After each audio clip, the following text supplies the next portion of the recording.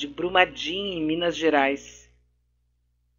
Dá para pensar assim que isso já faz... Foi no dia 25 de janeiro que aconteceu isso. Uma boa parte da região foi destruída, 231 mortes foram confirmadas e muitas pessoas ainda estão desaparecidas e não houve, até agora não tem justiça, não tem ninguém preso, não tem ninguém culpado. É um negócio assim que a gente fica, né? Não tem como não ficar indignada com isso, né? Em fevereiro, acontecia aquele incêndio no centro de treinamento do Flamengo, o Ninho do Urubu. 10 meninos que dormiam no alojamento local morreram queimados. O país inteiro chorou com aquela tragédia e hoje tem inclusive uma coisa meio sinistra, né? Que fala que depois disso, passado um determinado tempo, o Flamengo começou a ganhar, e aí já tem aquelas teorias de conspiração que falam que, enfim, que aqueles meninos teriam morrido numa espécie assim de holocausto, né? Isso aconteceu lá no 8 de fevereiro. Incrível. Só para a gente, né, já começar a fazer um acompanhamento de tudo que aconteceu neste ano. Também em fevereiro, foi no dia 14 de fevereiro, um acidente de helicóptero em São Paulo vitimava o famoso jornalista Ricardo Boechat, que morria, né, com 66 anos.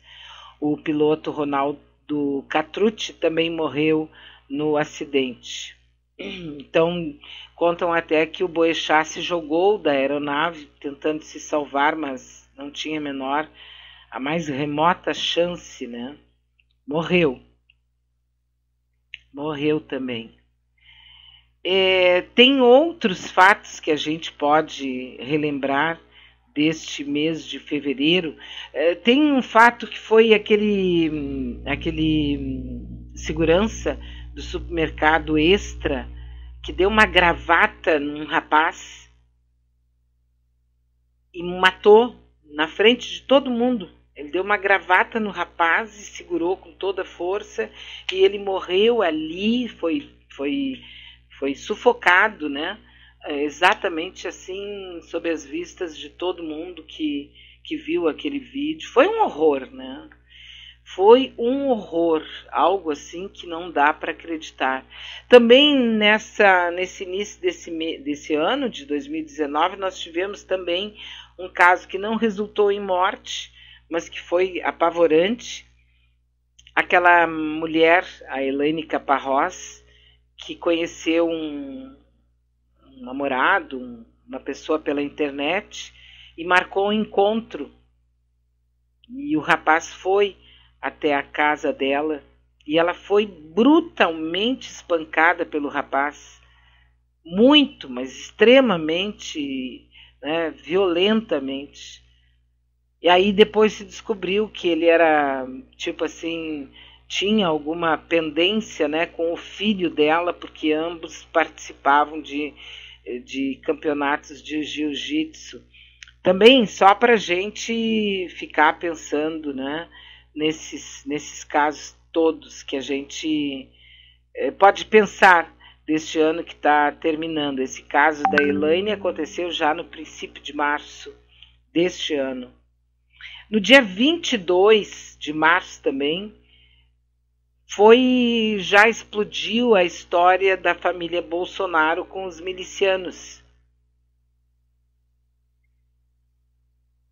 A primeira, claro que no ano passado já tinha saído a história do Queiroz, mas no dia 22 de março deste ano, Isto É estava revelando que Valdenice de Oliveira, irmã dos milicianos Alan e Alex Rodrigues, assinava cheques em nome do Flávio, do filho, né, do Flávio Bolsonaro. Por incrível que a gente possa pensar, o Queiroz já fez um ano, as histórias que linkam a família Bolsonaro de uma maneira muito próxima com os milicianos, até por morarem no mesmo condomínio e terem recebido homenagens da família Bolsonaro na Assembleia Legislativa do Rio e etc., mostra, né, esta relação bem, muito íntima do bolsonarismo aí com os milicianos, né?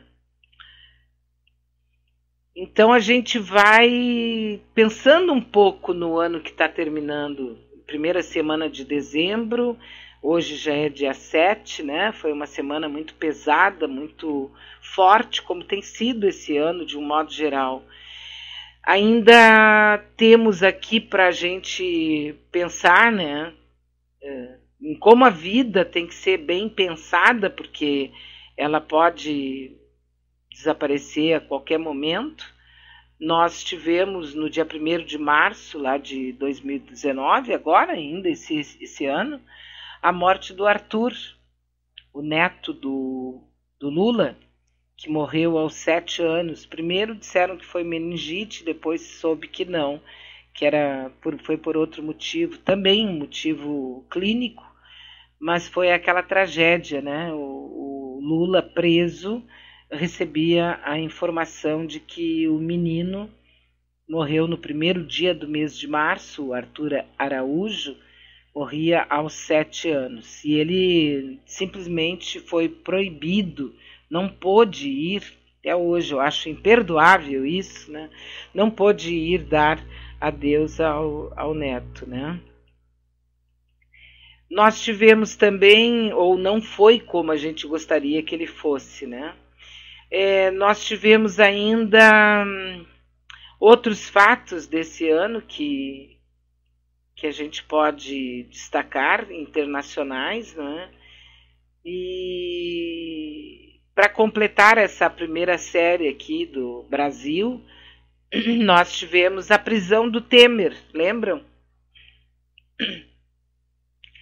Desculpe, lá em 22 de março, o Temer foi preso. Claro que entrou por uma porta, saiu pela outra, né? Não foi assim que se pensou que poderia ser, né? Em abril rolou muita chuva lá no Rio de Janeiro, uma boa parte da Zona Sul, Zona Oeste, também Baixada Fluminense. A chuva foi considerada a maior dos últimos 22 anos. 10 pessoas morreram. E o Crivella quase que se desabou com aquilo, mas claro que não, né? Claro que não, se a gente pensar que se você tem uma tribo, uma espécie de gangue, né? Não é assim para tirar qualquer pessoa. Ainda aconteceu lá no Rio de Janeiro também, depois daquelas chuvaradas todas que houve, né? Lá em abril, no dia 19 de abril, dia 14, ou dia 17 de abril, agora eu tenho dúvida, 2 prédios desabaram na Muzema, na zona oeste do Rio, área comandada pelos milicianos que são próximos da família Bolsonaro, né? Caíram 2 prédios, 10 pessoas morreram e 14 pessoas ficaram feridas. Ainda nesse ano, tem aquele caso que o Exército estava fazendo patrulha, o Exército Brasileiro, estou falando das Forças Armadas, não era Brigada Militar, Polícia Militar, Exército, e passava o carro do músico Evaldo dos Santos Rosa, junto com a esposa, estava o sogro no carro, a esposa, um filhinho de 7 anos, e eles estavam a caminho de um chá de bebê, né? Todo mundo de boa, tranquilamente. Os militares completamente incompetentes para fazer esse tipo de atividade, até porque não é da natureza dos militares, do Exército, né? Fazer policiamento comunitário, polícia de rua. Eles confundiram supostamente o carro com um carro de bandidos e deram 80 tiros de fuzil no carro. Um catador de papel que estava por ali tentou ajudar a família que estava pedindo socorro, também foi baleado e morreu. 9 militares já foram presos, mas esse é um caso que ainda gera muita revolta e que, claro, não pode ser esquecido, né? O catador de papel, coitado, morreu de uma forma... Aliás, ainda ontem, uma avó que estava levando o neto para a escola se viu no meio de uma confusão numa das quebradas lá do Rio de Janeiro e também morreu no que eles chamam, né, de forma muito canalha, de bala perdida. Ainda nesse mês, também, aliás, neste ano, que a gente está tentando aqui aos poucos ir fazendo assim uma retrospectiva, né? No dia 19 de abril acontecia também aquele incêndio que parou o mundo todo, que foi o incêndio num dos maiores símbolos de Paris, na Catedral de Notre-Dame. O telhado do monumento estava passando por uma obra e foi a partir disso que o incêndio se iniciou. Boa parte da igreja foi destruída. Muita gente, inclusive bilionários aqui do Brasil, doaram dinheiro para a restauração do local, né? Mas ainda, eu acho que muitas pessoas lembram, né, desse episódio aí do incêndio da Catedral de Notre-Dame.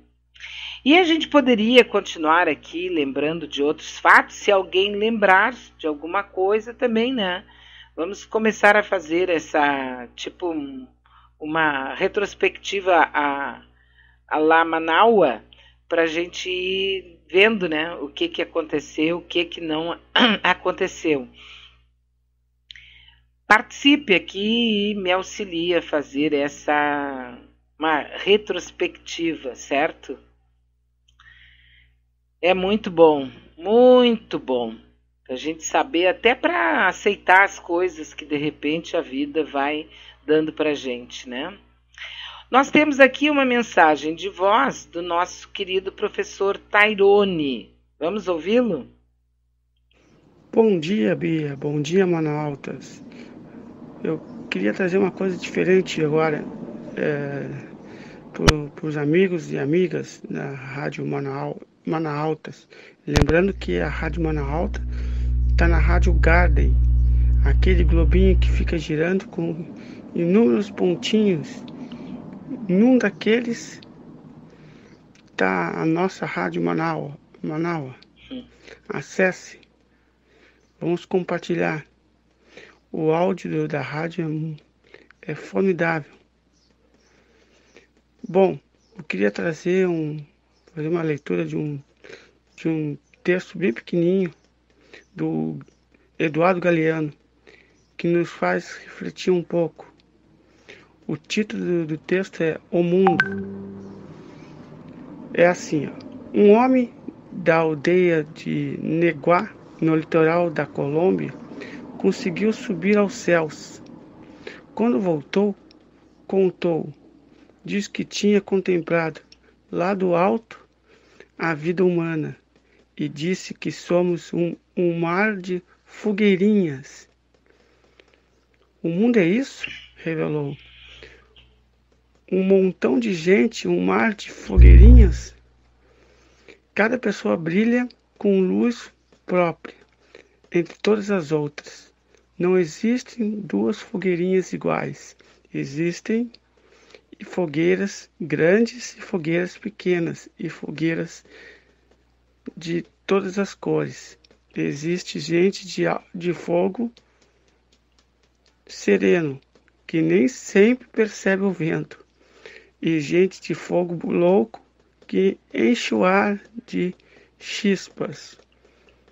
Alguns fogos bobos não alumiam nem queimam, mas outros incendeiam a vida com tamanha vontade que é impossível olhar para eles sem pestanejar, e quem chegar perto pega fogo. É isso. Um grande abraço, um bom sábado e um bom dia para todos. Um bom dia também para ti. Obrigada.